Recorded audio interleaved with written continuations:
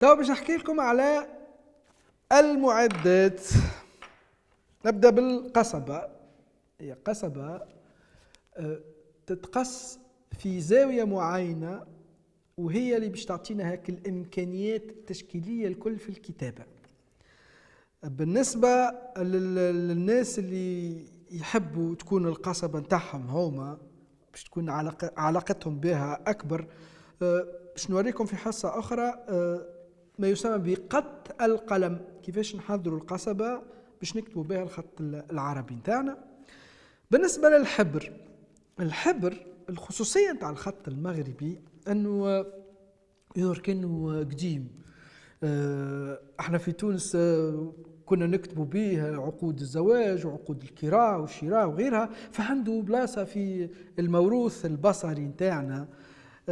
هذاك علاش ما نستعملش حبر عادي، نستعمل الحبر الصيني، لكن نضيف له أشياء أخرى.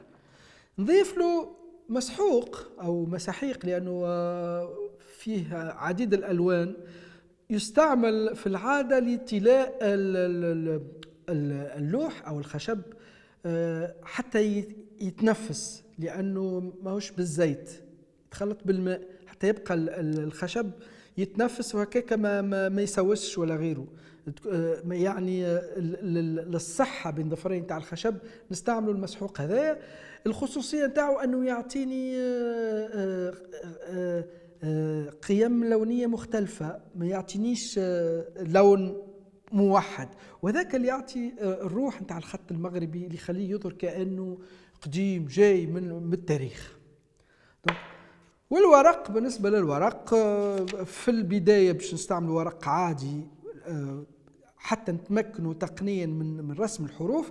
بعدين نستعملوا أنواع مختلفة للورق، لأنه الورق عنده إضافة كبيرة للنتيجة يعني تاع الكتابة، فهو يعطيها جمالية. كل ما غيرنا نوع الورق كل ما نتحصلوا على جمالية مختلفة.